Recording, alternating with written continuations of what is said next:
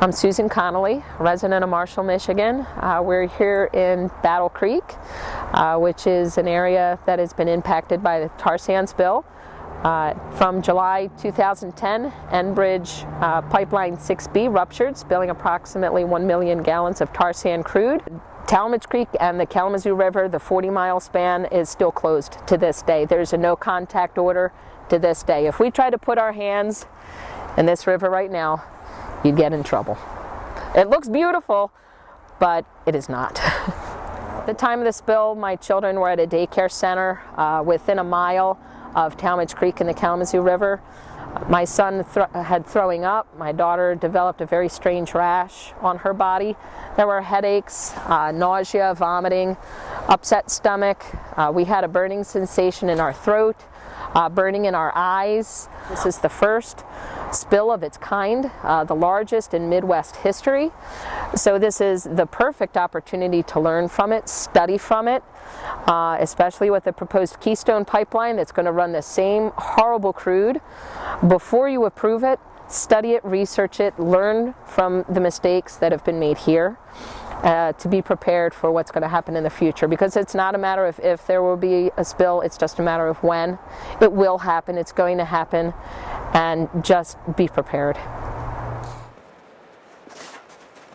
My husband and I own a carpet store right here in Ceresco. It's located at the top of the dam. Our business was closed for 3.5 months. The impact financially to us was incredible. And it's not only that short-term impact, it's long-term. You know, how do we get that business back? And business owners need to be aware of that. That break put 1 million gallons into our river, changed our communities forever. We're looking at houses that are sitting empty. We're looking at our property values that have declined. What is that doing to our tax base, our public safety, our schools, whatnot? What happens there?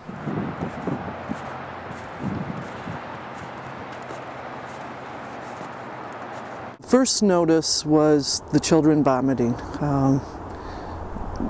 They'd complain, "Oh, my head hurts, my eyes hurt," and all of us had that.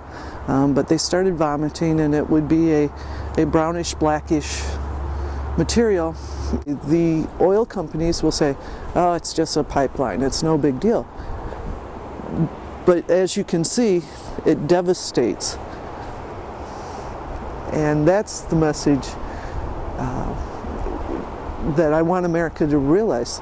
It's something that has to be studied independently, and it needs to be taken extremely serious. This is not Grandpa's old crude.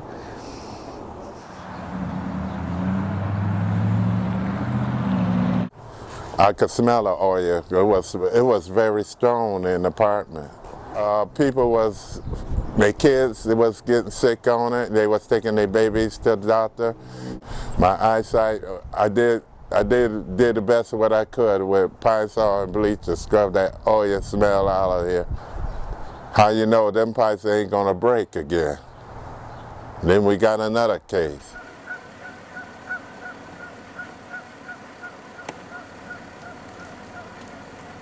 We are the world's first and largest laboratory for tar sands crude.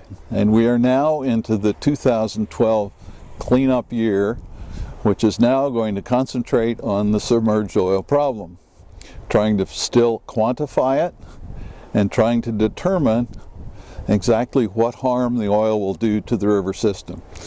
We think that this example, particularly the expense, will indicate to pipeline companies that they can't take as much for granted as they have in the past.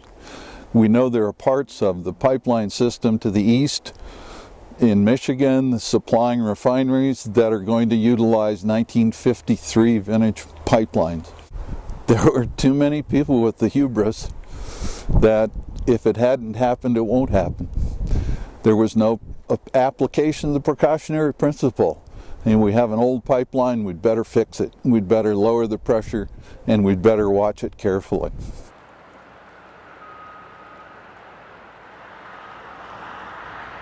We went to a pre-hearing yesterday in Lansing. Enbridge is proposing to run additional pipeline through at least 3 counties currently. It's understood that the pipelines that they're going to be building will be running tar sands.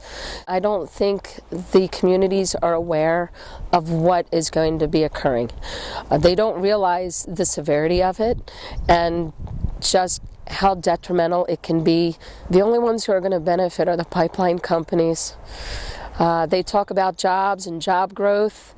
The only job growth that I have seen for this pipeline are the workers that are here cleaning up the spill. We just hope that people will learn from it. Before you continue to run tar sands through pipelines or propose new pipelines, be better prepared and study it. Just hold off until you know just what you're dealing with.